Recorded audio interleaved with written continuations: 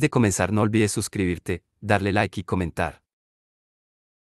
Puedes seguirme en mis redes sociales para apoyarme y proponerme nuevas historias.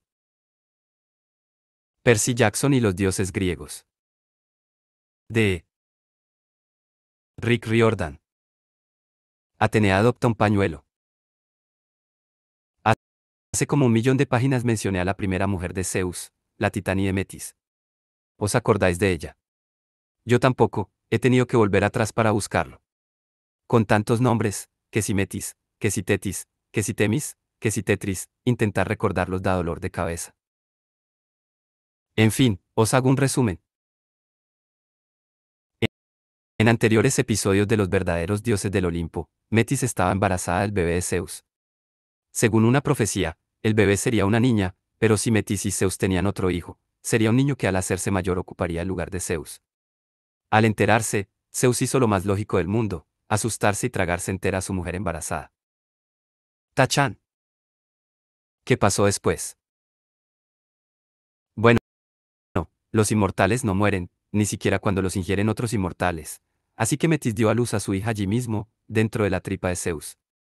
Os doy permiso para vomitar. ¿O espera un poco, que la cosa empeora por momentos? Metis, con el tiempo, se convirtió en pensamiento puro, ya que de todos modos era la titania de los pensamientos profundos. Quedó reducida a un incordio de vocecita dentro de la cabeza de Zeus. En cuanto a su hija, creció dentro del cuerpo de Zeus igual que los primeros olímpicos habían crecido dentro del de Cronos. Una vez que se hizo adulta, una adulta pequeñita, súper comprimida y muy incómoda, empezó a buscar la manera de escapar de allí. Ninguna de las opciones parecía factible. Si salía por la boca de Zeus, todos se reirían de ella y dirían que la había vomitado. Aquello era poco digno. Si seguía por el tubo digestivo de Zeus en dirección contraria. Ni de coña. Aquello era todavía más asqueroso. Era una diosa joven y fuerte, así que quizá pudiera salir reventándole el pecho a Zeus, pero entonces todos la tomarían por uno de los monstruos de Alien, y tampoco era la clase de entrada que buscaba.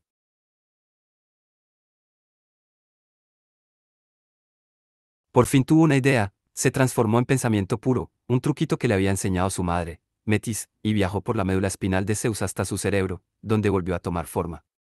Se puso a patalear, golpear y gritar dentro del cráneo de su padre, haciendo todo el ruido que pudo. Seguramente porque allí tendría mucho sitio para moverse, dado el escaso tamaño del cerebro de Zeus. No le digáis que he dicho eso. Como os podéis imaginar, a Zeus le dio un dolor de cabeza atroz. Con tanto follón allí dentro no pegó ojo en toda la noche. A la mañana siguiente, entró tambaleándose en el comedor e intentó desayunar, pero no dejaba de hacer muecas, de gritar y de golpear la mesa con el tenedor mientras gritaba. Para. Hera y Deméter se miraron con cara de preocupación. Esposo mío, ¿va todo bien?, preguntó Hera. Dolor de cabeza, bramó Zeus. Un dolor de cabeza horrible, horrible. Como para demostrarlo, el señor del universo estrelló la cara contra las tortitas, lo que destrozó las tortitas y el plato y dejó una buena grieta en la mesa, aunque no le alivió el dolor de cabeza. Una aspirina, sugirió Apolo, que era el dios de la curación. ¿Una taza de té?, preguntó Hestia. Podría abrirte la cabeza, se ofreció Hefesto, el dios herrero. Hefesto, gritó Hera. No le hables así a tu padre. ¿Qué? Está claro que tiene un problema ahí dentro. Podría abrirle el tarro y echar un vistazo. Tal vez eso alivie la presión. Además, es inmortal, así que no lo mataría. No, gracias, respondió Zeus, haciendo una mueca. Mejor. De repente vio unos puntitos rojos bailándole delante de los ojos, el dolor lo estremeció y una voz dentro de su cabeza le gritó. Déjame salir. Déjame salir. Zeus se cayó de la silla, retorciéndose de dolor. Ábreme el cráneo. Gimió. Sácamelo. Los demás dioses palidecieron de miedo. Hasta Apolo se quedó paralizado, y mira que tenía como una docena de insignias de los Boy Scouts por su mérito en actividades de primeros auxilios. Hefesto se levantó. Vale, voy a buscar mi buril, dijo. Un buril es, básicamente, un picahielos muy resistente para hacer agujeros en superficies duras, como metales o cabezas de dioses. Los demás podéis sentar a Zeus en el trono y sujetarlo. Los dioses del Olimpo se prepararon para una operación de neurocirugía de emergencia. Arrastraron a Zeus hasta el trono y lo sujetaron con fuerza mientras Hefesto sacaba sus herramientas. El dios herrero no perdió el tiempo, se acercó con decisión a Zeus, colocó la punta del buril en el centro de la frente del dios del cielo, alzó el martillo y ¡pum! Desde aquel día lo llamaron Hefesto, el del golpe ganador. Golpeó con la fuerza precisa para perforar el cráneo sin convertir a Zeus en un kebab de dios. Desde la punta del buril al puente de la nariz de Zeus se abrió una hendidura lo bastante ancha para que saliera Atenea. Esta saltó de la frente de Zeus y, delante de sus narices, creció hasta convertirse en una diosa adulta completamente formada, vestida con túnica gris y armadura de batalla, casco de bronce, lanza y escudo. No sé de dónde sacaría el traje. Puede que lo creara por arte de magia o que Zeus se dedicara a comer ropa y armas de aperitivo. En cualquier caso, la diosa hizo una entrada triunfal. Hola a todos, dijo con calma, soy Atenea, la diosa de la guerra y la sabiduría. Deméter se desmayó. Hera parecía escandalizada, ya que su marido acaba de dar a luz a una hija a través de la frente, y Hera estaba bastante segura de que Atenea no era hija suya. Ares, el dios de la guerra, dijo, no puedes encargarte de la guerra. Ese es mi trabajo. He dicho de la guerra y de la sabiduría, explicó Atenea. Supervisaré los combates que requieran planificación, astucia y mucha inteligencia. Tú puedes quedarte con los aspectos más estúpidos, sangrientos y varoniles de la guerra. Vale, respondió Ares, pero después frunció el ceño. Espera, ¿qué? Hefesto cosió la hendidura de la cabeza de Zeus. A pesar de los recelos de los otros dioses, Zeus insistió en que acogieran a su hija Atenea en sus filas, y así fue como Atenea se convirtió en uno de los dioses del Olimpo. Como he dicho antes, era la diosa de la sabiduría, lo cual incluía los buenos consejos y las habilidades útiles. Dio el olivo a los griegos, pero también les enseñó a hacer cálculos numéricos, tejer telas, tirar de los arados con bueyes, pasarse el hilo dental después de las comidas y unas cuantas cosas más. Como diosa de la guerra, era más de jugar a la defensiva que a la ofensiva. No disfrutaba del combate, pero sabía que a veces era necesario. Siempre trataba de ganar por medio de la estrategia y los trucos astutos. Intentaba que el número de víctimas fuera lo más bajo posible, mientras que a Ares le encantaba la violencia y con lo que más disfrutaba era con un campo de batalla cubierto de cadáveres destrozados. Sí, el tío es un encanto. La planta sagrada de Atenea era el olivo, ya que había sido su gran regalo a los atenienses. Sus animales sagrados eran el búho y la serpiente. En teoría, el búho era un símbolo de la sabiduría de los cielos. La serpiente simbolizaba la sabiduría de la tierra. Nunca lo he entendido. Si los búhos son tan sabios, ¿por qué van por ahí diciendo, como si todo lo sorprendiera? Las serpientes tampoco me parecen demasiado listas, pero, al parecer, los griegos creían que cuando las serpientes silbaban era porque susurraban importantes secretos. Sí, exacto, señor griego, péguese un poco más ese cascabel al oído, que tiene algo que decirle. No, no es difícil reconocer a Atenea entre las antiguas estatuas y pinturas griegas, casi siempre lleva puesto lo mismo. Su casco está decorado con carneros, caballos, grifos y esfinges, y tiene una enorme pluma muy sofisticada en lo alto, al estilo moicano. Suele llevar su escudo y su lanza, y lucir un vestido sin mangas al estilo espartano, con una capa mágica llamada ejida echada sobre los hombros. Según las leyendas, esta capa está revestida de piel de serpiente y lleva sujeta una cabeza de bronce de medusa, como si fuera un broche. A veces se describe más como el escudo de la diosa que como su capa. Supongo que nadie se ha acercado nunca lo suficiente para asegurar cuál es la versión correcta, ya que con la cabeza de la medusa ahí, bueno, está ahí precisamente para que la gente salga corriendo, aterrada. En muchas historias, Atenea regala la ejida a Zeus, así que, en rigor, es de él, pero ella se la toma prestada de vez en cuando. Como si le dijera, oye, papá, ¿puedo llevarme la cabeza de la medusa esta noche? Es que voy a salir con unos amigos. Sí, cielo, pero tráela de vuelta antes de las 12, y no petrifiques a nadie. Uno de los mayores misterios de Atenea es por qué la llaman Palas Atenea. Yo me pasé mucho tiempo pensando que la diosa vendía palas para jugar en la playa. Ni siquiera los griegos se ponían de acuerdo en por qué su diosa favorita tenía ese sobrenombre, pero os cuento lo que he oído yo. Cuando Atenea era una joven diosa, recién salida de la frente de Zeus, su padre la envió a vivir con las ninfas del lago Tritónide, en Libia, en la costa del norte de África. Te van a gustar, le prometió Zeus. Son mujeres guerreras, como tú. Puede que incluso te enseñen algunos trucos de combate. Lo dudo, respondió Atenea. ¿Por qué quieres que me vaya? Zeus intentó sonreír, aunque no le resultaba nada fácil, puesto que todavía le dolía la frente. Mira, mi bizcochito bélico. No me llames así. Te has pasado toda la vida en mi barriga, dijo Zeus. Así tendrás ocasión de conocer mundo. Y daremos tiempo a los otros dioses del Olimpo para que se acostumbren a la idea de que estés en el Consejo de los Olímpicos.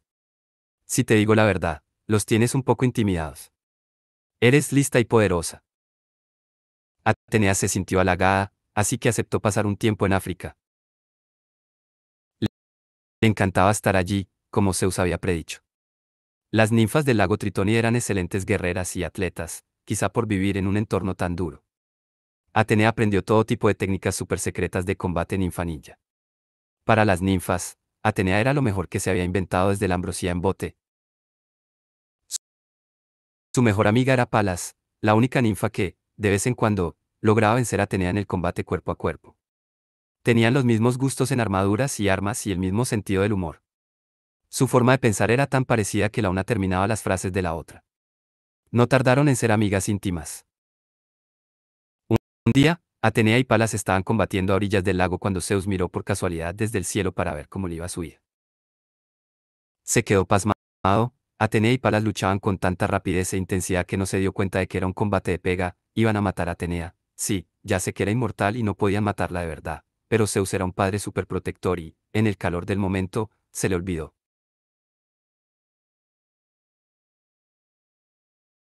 Palas apuntó con su jabalina al pecho de Atenea, y Zeus se pasó, apareció en el cielo, justo detrás de Atenea, y sostuvo en alto la égida, que en aquel momento estaba en su poder, para que Palas no tuviera más remedio que verla. La cara de bronce de Medusa sorprendió a la ninfa. Atenea apartó de un golpe la jabalina de su amiga y contraatacó, clavándole la lanza en la barriga. Lo normal habría sido que Palas la esquivara fácilmente. Atenea creía que Palas se movería.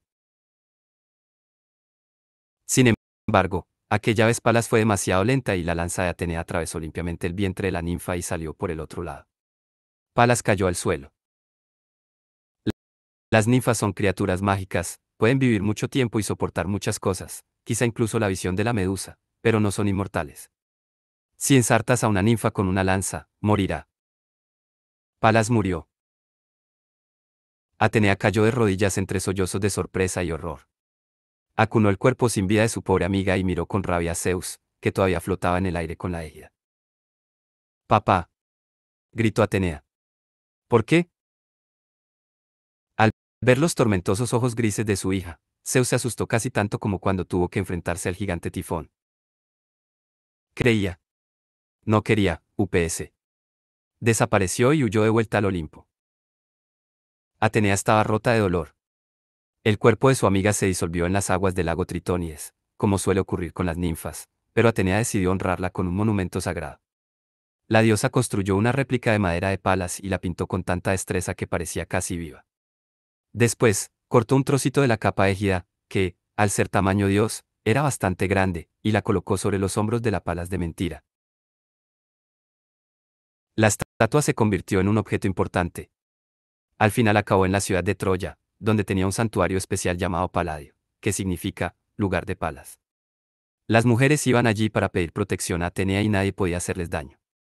Los hombres, por su parte, ni siquiera tenían permitido mirar la estatua. El castigo, si lo hacían, era la muerte. La estatua de Palas era tan parecida a Atenea que la gente comenzó a llamarla Palas barra diagonal Atenea. Después la gente se lió y empezó a llamar a la diosa Palas Atenea. A Atenea no le importaba. En cierto modo, al adoptar el nombre de su amiga, mantenía viva su memoria. Así que no temáis llamarla Palas Atenea, pero no le preguntéis si vende palas. Por experiencia personal puedo deciros que no le parece gracioso. Ahora que lo pienso, Atenea no tiene mucho sentido del humor, en general. Por ejemplo, ¿cómo solucionó lo de Aracne? De mala manera. Aracne llegó al mundo sin nada a su favor. Vivía en un reino llamado Lidia, que era el país que ahora llamamos Turquía. No era nada especial, más o menos como la Dakota del Sur de la antigua Grecia, lo siento, Dakota del Sur. Los padres de Aracne eran artesanos de clase baja que teñían lana, lo que quería decir que se pasaban el día agitando rollos de tela en cubos de una pestosa y humeante sopa de color morado, más o menos el equivalente de trabajar en un McDonald's. Murieron cuando Aracne era pequeña, dejándola sin amigos, sin familia y sin dinero. Pero Aracne se convirtió en la chica más famosa del reino gracias a su habilidad. Tejía como nadie. Lo sé, estáis pensando, vaya, tejer. Dakota del Sur empieza a ponerse emocionante. Pero, tíos, probad a tejer. Es difícil. ¿Alguna vez habéis mirado de cerca vuestra camiseta? La próxima vez que estéis en una aburrida clase de química, hacedlo. La tela está compuesta de hilos, de millones de hilos que se entrecruzan en líneas verticales y horizontales. Alguien tuvo que coger el material, la lana, el algodón o lo que sea, cepillarlo para que todas las fibras fueran en la misma dirección, y después hilarlo y retorcerlo para hacer esos hilitos. Luego tuvieron que alinear tropecientos hilos, todos paralelos entre sí, como cuerdas de guitarra, y entretejer en ello los hilos verticales. Claro, ahora tenemos máquinas que lo hacen, pero imaginaos cómo sería entonces, cuando se hacía todo a mano. Se tardaba horas en producir cada centímetro cuadrado de tela. La mayoría de la gente solo podía permitirse tener una camiseta y unos pantalones. Cortinas o sábanas. Ni de broma. Y eso era si lo querías de un único color, como blanco. Y si querías un dibujo. Entonces había que planear qué hilos se iban a teñir de un determinado color y colocarlos en el lugar exacto, como si fuera un puzzle enorme. Con mi TDA, trastorno por déficit de atención con hiperactividad, yo no podría hacerlo ni en un millón de años. Tejer era la única forma de conseguir artículos de tela, así que, si no querías ir por ahí en cueros, lo mejor era buscarse una buena tejedora. Aracne hacía que pareciera fácil. Podía tejerte una camisa havaiana con dibujos de flores, ranas y cocos en 5 minutos. Podía hacer cortinas con hilos plateados y azules, de modo que cuando se moviera la tela pareciera nubes surcando un cielo azul. Lo que más le gustaba eran los tapices, que eran grandes obras de arte en tela que se podían colgar en la pared. Solo servían de decoración y a la mayoría de las tejedoras les resultaban tan difíciles que nadie, salvo los reyes y los jugadores de baloncesto profesionales, se los podía permitir, pero Aracne los hacía por diversión y los repartía como si fueran chucherías. Por eso era popular y muy famosa. Muy pronto sus vecinos empezaron a reunirse todos los días frente a la cabaña de Aracne para verla trabajar. Hasta las ninfas salían del bosque y de los arroyos para admirar su arte, ya que sus tapices eran más bellos que la naturaleza. Las manos de Aracne parecían volar. Cogía un puñado de lana, lo hilaba, lo teñía del color que deseaba y lo entretejía en su telar en menos de un segundo. Cuando terminaba una fila completa de hilos verticales, unía un hilo horizontal a una larga pieza de madera llamada lanzadera, que era como una aguja de coser gigante. Deslizaba la lanzadera de un lado a otro a la velocidad de una pelota en un partido de tenis, y así tejía los hilos formando una pieza compacta de tela. Como, además, planificaba también los colores, en la tela aparecía una imagen como por arte de magia. Después de unas rápidas pasadas de la lanzadera, ¡pum!, de repente tenías delante una escena marítima tejida en la tela, pero tan realista que las olas parecían romper de verdad en la playa. El agua resplandecía en los hilos de un azul y un verde metálicos. Las personas tejidas en la orilla estaban tan bien conseguidas que se distinguían las expresiones de sus rostros. Si acercabas una lupa a las dunas, se veían los granos de arena. Aracne había inventado el tejido de alta definición. Una de las ninfas dijo con voz entrecortada. Aracne, eres asombrosa. Gracias, respondió ella, permitiéndose una sonrisa de satisfacción mientras se preparaba para tejer su obra maestra. Atenea en persona debe de haberte enseñado a tejer así, dijo la ninfa. Aquello era un gran cumplido. Aracne tendría que haber asentido, haber dado las gracias y dejarlo estar. Pero estaba demasiado orgullosa de su trabajo y no necesitaba a los dioses. ¿Qué habían hecho por ella? Aracne se había hecho a sí misma, sus padres habían muerto dejándola sin un céntimo y ella nunca había tenido buena suerte. Atenea. Se mofó. He aprendido a tejer yo sola. La multitud se revolvió, nerviosa. Pero, sin duda, deberías dar gracias a Atenea por tu talento, ya que fue la diosa que inventó el tejido, dijo un hombre. Sin ella. Te has quedado sin tapiz. Lo interrumpió Aracne, al tiempo que le lanzaba un ovillo de lana a la cara. Tejer es lo mío. Si Atenea es tan grande, que venga aquí y compare sus habilidades con las mías. Veremos quién es la mejor. Podéis imaginaros lo que pasó. Atenea se enteró del reto. Cuando eres una diosa, en realidad no puedes permitir que nadie te desafíe de ese modo. Al día siguiente, Atenea descendió a la tierra, pero, en vez de hacerlo con lanzas brillantes, decidió visitar a Aracne en modo sigiloso para echar un vistazo. Atenea era así de precavida, le gustaba comprobar las cosas y creía en las segundas oportunidades. Al fin y al cabo, había matado por accidente a su mejor amiga, Palas, y sabía lo fácil que era cometer errores. Adoptó la forma de una frágil anciana y se acercó cojeando a la cabaña de Aracne, para unirse a la multitud congregada para verla tejer. La mortal era buena, sin duda. Aracne tejía escenas de montañas y cascadas, ciudades que resplandecían al calor de la tarde, animales merodeando por el bosque y monstruos marinos tan aterradores que parecían a punto de saltar de la tela para atacarte. Producía tapices a una velocidad sobrehumana y lo lanzaba a la multitud con su cañón de camisetas, de modo que todos los espectadores se iban a casa tan contentos con sus valiosos regalos de despedida. La chica no parecía codiciosa, solo quería compartir su trabajo con el mundo. Atenea respetaba eso. Aquella mortal, Aracne, no procedía de una familia rica ni había ido a una escuela cara. No había tenido ninguna ventaja, pero se había labrado un futuro gracias a su destreza. Atenea decidió darle el beneficio de la duda. La diosa se abrió paso entre la multitud y empezó a hablar con Aracne mientras la chica trabajaba. Mira, cariño, le dijo la viejecita Atenea, puede que sea vieja, pero la edad me ha enseñado unas cuantas cosas. ¿Me permites que te dé algunos consejos? Aracne se limitó a gruñir. Estaba ocupada con su telar y no quería que le dieran consejos, pero no dijo nada. Tienes mucho talento, siguió diciéndole Atenea. No tiene nada de malo ganarse las alabanzas de otros humanos. ¿Te las has ganado? Pero espero que hayas agradecido como debes. Tu talento a la diosa Atenea. Al fin y al cabo, ella inventó la técnica del tejido y es la que concede talento a los mortales como tú.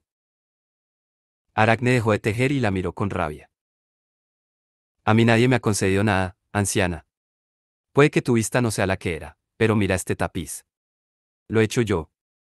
No tengo por qué agradecerle a nadie lo que solo debo a mi trabajo. Atenea intentó mantener la calma. Eres orgullosa, me doy cuenta. Y haces bien. Pero estás deshonrando a la diosa. Yo que tú le pediría perdón ahora mismo.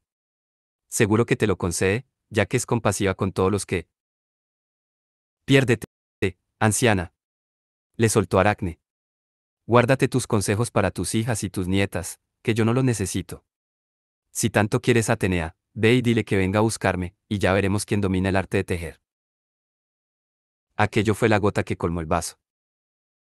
El disfraz de Atenea se consumió en un estallido de luz. La diosa apareció ante la multitud con su escudo y su lanza relucientes. Atenea ha venido, dijo, y acepta tu reto. Consejo de experto, si eres un mortal, se te aparece una diosa y quieres sobrevivir más de 5 minutos, lo mejor es postrarte ante ella y suplicar. Eso es justo lo que hizo la multitud, pero Aracne tenía agallas. Estaba aterrada por dentro, claro. Palideció, después se ruborizó y luego volvió a palidecer. Sin embargo, consiguió levantarse y mirar con rabia a la diosa. Vale, veamos cómo te manejas, anciana. Oh, exclamó la multitud. ¿Qué cómo me manejo? ¿La niñita de Lidia va a enseñarme a tejer a mí? Cuando termine, esta gente va a usar tus tapices para limpiarse el culo. Toma, exclamó la multitud. Ah, ¿sí? Se mofó Aracne. Pues sí que está oscuro dentro de la cabeza de tu padre para pensar que tejes mejor que yo. Seguramente Zeus se tragó a tu mami solo para evitar que nacieras y quedaras en ridículo. ¡Sas! En toda la boca. Gritó la gente. Ah, ¿sí? Gruñó Atenea. Bueno, pues tu madre, la diosa respiró hondo. ¿Sabes qué te digo? Que ya basta decir tonterías, ha llegado el momento de tejer. Un tapiz cada una. La que gane tiene derecho a fardar. Muy bien. Aracne se puso en jarras. ¿Y quién decidirá quién ha ganado? ¿Tú? Sí, respondió Atenea sin más. Juro por el río Estigio que seré justa. A no ser que prefieras que estos mortales decidan entre las dos. Aracne miró a los mortales aterrados y se dio cuenta de que se hallaba en una situación desesperada. Estaba claro que se decidirían por Atenea por bueno que fuera el tapiz de Aracne, ya que no querrían acabar reducidos a cenizas o convertidos en jabalíes por haber hecho enfadar a la diosa. Aracne no se creyó ni por un momento que Atenea fuera a ser justa, pero quizá era cierto que los dioses tenían que cumplir sus promesas y juraban por el río Estigio. Al ver que no tenía elección, decidió que si mordía el polvo, lo haría con estilo. Adelante, Atenea. ¿Quieres que te preste mi telar o necesitas uno especial, con ruedines? Atenea apretó los dientes. Tengo mi propio telar, gracias. La diosa chascó los dedos y un reluciente telar apareció justo al lado de Aracne. La diosa y la mortal se sentaron y se pusieron a trabajar frenéticamente, mientras la multitud coreaba con los puños alzados. Teje, teje, teje. Los habitantes de Lidia tendrían que haber vendido publicidad y contratado patrocinadores, porque habría sido el combate de tejedoras más visto de la historia televisiva de la antigua Grecia. Atenea y Aracne siguieron lanzándose pullas, pero ahora en el idioma de los tapices. Atenea tejió una escena de los dioses en toda su gloria, sentados en el salón del Consejo del Monte Olimpo, como si dijera, somos los mejores, no sigáis buscando. Representó los templos de la Acrópolis de Atenas para mostrar cómo debían honrar a los dioses los mortales inteligentes. Después, para no quedarse corta, tejió pequeñas advertencias. Si se observaba con atención, se veía a todos los mortales famosos que se habían atrevido a compararse con los dioses y habían acabado aplastados o convertidos en animales. Mientras tanto, Aracne tejía una historia distinta. Representó todas las cosas ridículas y horribles que habían hecho los dioses. Se veía a Zeus transformándose en toro para secuestrar a la princesa Europa, a Poseidón convertido en semental persiguiendo a Deméter, que era una yegua blanca, y después a la pobre Medusa, una chica inocente seducida por Poseidón a la que Atenea había transformado en un horrendo monstruo. Hizo que los dioses parecieran estúpidos, malvados, infantiles y, en general, fatales para los mortales, y siento decirlo, pero tenía material de sobra para elegir. Cuando terminaron los tapices, la multitud guardaba completo silencio porque estaba asombrada. El de Atenea era majestuoso, impresionante, y te hacía sentir el poder de los dioses. El de Aracne constituía la crítica a los dioses más mordaz que se había hecho hasta entonces, y te daba ganas de reír, de llorar y de enfadarte, todo a la vez, sin dejar de ser precioso. Atenea miró un tapiz y otro, intentando juzgar cuál era el mejor. Algunas historias cuentan que Atenea ganó la competición, pero no es cierto. De hecho, Atenea se vio obligada a reconocer que la calidad de ambos tapices era idéntica. Es un empate, dijo a regañadientes. En la destreza, la técnica, el uso del color, por más que me esfuerce, no encuentro fallo alguno en tu tapiz. Aracne intentó levantarse, orgullosa, pero el trabajo le había hecho mella. Le dolían las manos. Tenía la espalda resentida y el esfuerzo la había dejado encorvada. Pues, ¿qué hacemos? Un desempate. A no ser que tengas miedo. Ahora sí que Atenea perdió los nervios. Sacó la lanzadera de su telar, era un trozo de madera del tamaño de un bate de béisbol, aunque cuadrado. No, ahora te reviento a palos por insultar a los dioses. Pum, pum, pum. La, la diosa golpeó a Aracne en la cabeza mientras la tejedora mortal corría de un lado a otro, intentando esconderse.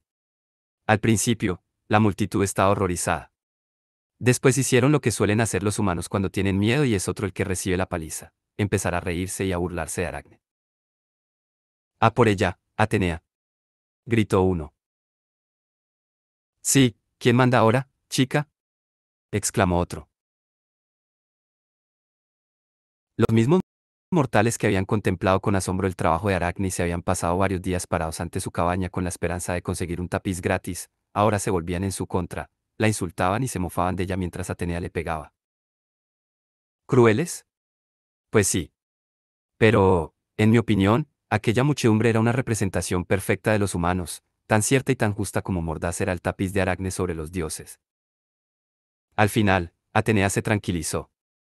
Se giró y vio que todos los mortales se reían y señalaban a Aracne, y entonces se dio cuenta de que quizás se había pasado con el castigo. Ya basta, gritó a la multitud. Tan deprisa os volvéis contra uno de los vuestros. Al menos Aracne tenía talento. Os creéis especiales. Mientras Atenea estaba ocupada regañando a la multitud, Aracne se puso en pie como pudo. Le dolía todo el cuerpo, pero lo que más le dolía era el orgullo. Tejer era su única alegría, y Atenea se la había quitado. Aracne no volvería a disfrutar de su trabajo, la gente a la que tanto había intentado complacer también se había vuelto en su contra. Se le saltaban las lágrimas de vergüenza, odio y autocompasión. Corrió al telar y cogió un grueso puñado de hilos, lo suficientes para improvisar una cuerda.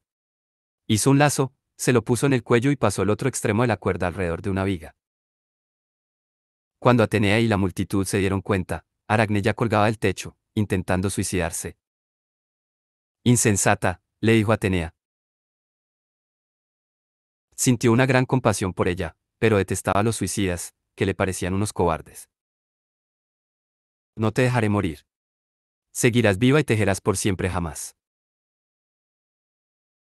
Convirtió a Aracne en araña y, desde entonces, Aracne y su prole no han parado de tejer sus telarañas. Las arañas odian a Atenea, y el sentimiento es mutuo. Pero las arañas también odian a los humanos, porque Aracne nunca olvidó la vergüenza y la rabia que sintió al verse ridiculizada. Entonces, ¿cuál es la moraleja de la historia? Los antiguos cuentacuentos, con su tendencia a sermonear, dirían, no te compares con los dioses, que no eres tan bueno. Pero no es verdad. Aracne sí que lo era. Quizá la lección sea, procura saber cuándo puedes presumir y cuándo es mejor cerrar la boca. O, a veces, la vida no es justa, aunque tengas tanto talento como Atenea.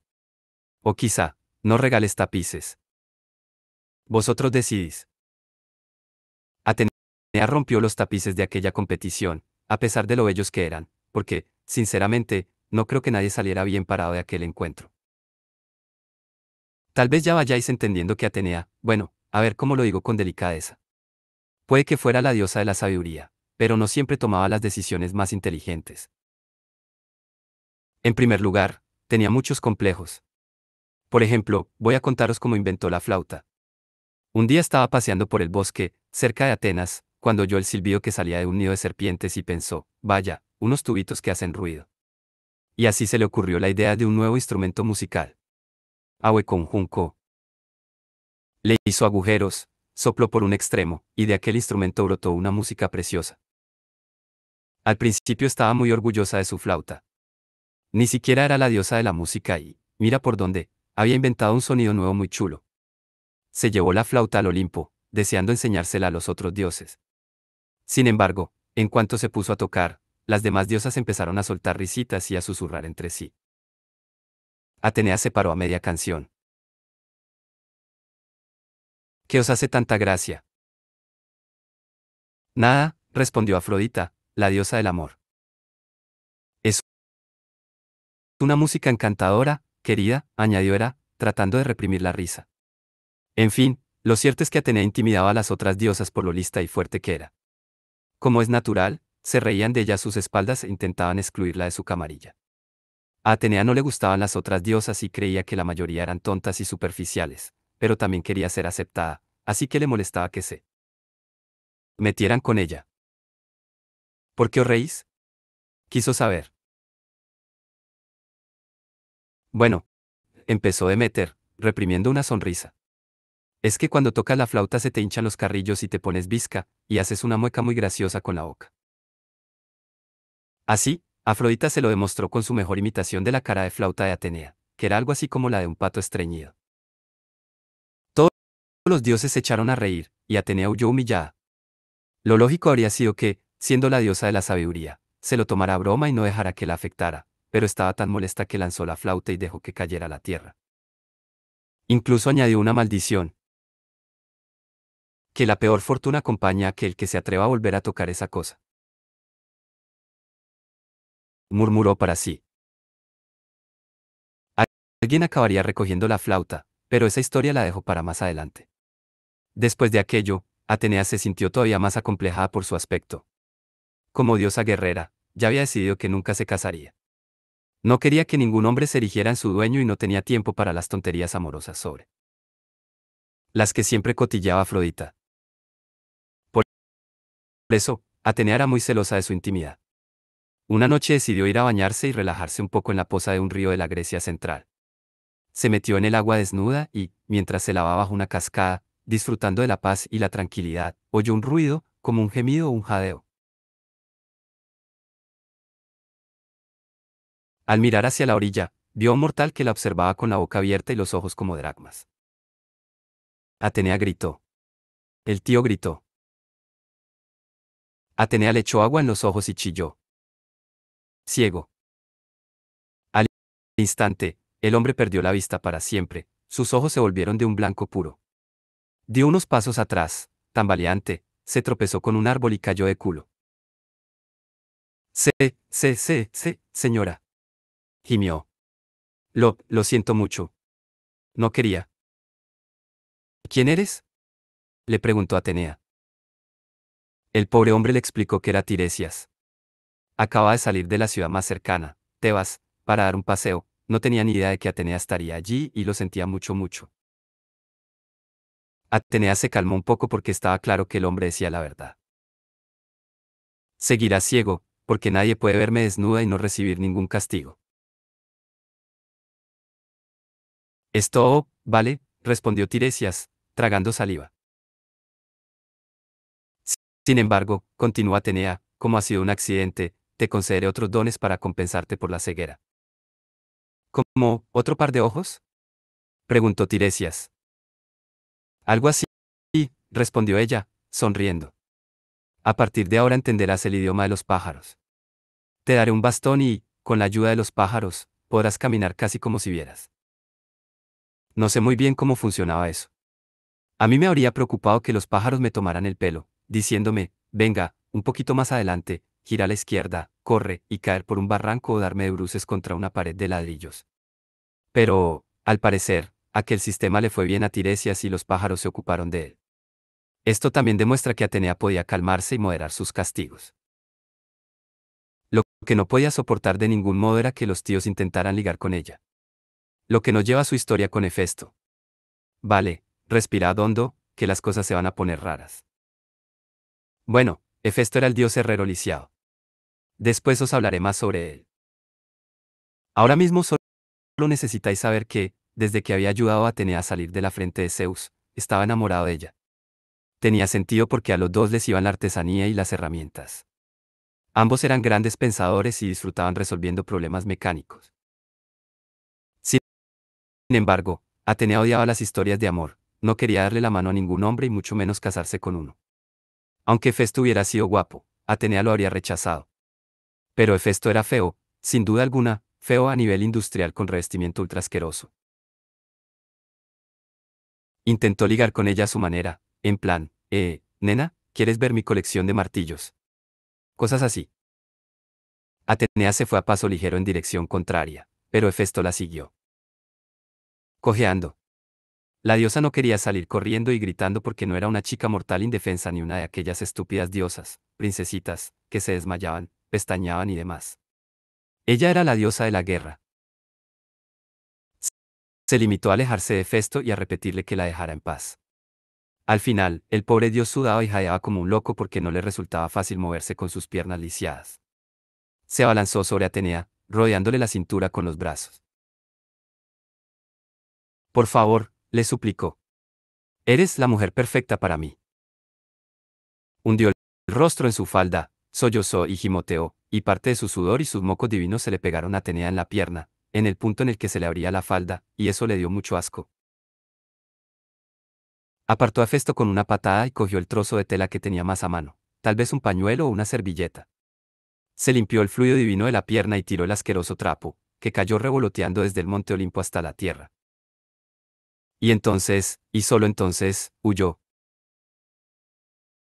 Aquel debería haber sido el final de la historia, pero pasó algo extraño con aquella tela. Contenía tanto la esencia de Atenea como la de Festo, así que, no sé cómo, al tocar la tierra se convirtió en un bebé mortal, un niño. Arriba, en el Olimpo, Atenea oyó llorar al bebé e intentó no hacer caso, pero, sorprendida, notó que dentro de ella se despertaba el instinto maternal. Bajó volando hasta la tierra y recogió al niño. Entendía cómo había nacido y, aunque aquel asunto seguía pareciéndole asqueroso, el pequeñín no tenía la culpa. Supongo que, en rigor, eres mi hijo, dijo, aunque yo siga siendo una diosa virgen. Te reclamaré como propio y te llamaré Erictonio. Lo sé, su única oportunidad de ponerle nombre a un crío, y elige eso. Yo qué sé cómo se le ocurriría. Si voy a criarte, siguió diciendo, primero debería hacerte inmortal. Creo que sé cómo. Cogió un baúl de madera y metió dentro al bebé. Después creó una serpiente mágica y la metió también allí dentro. Esto sí que no deberíais probarlo en casa.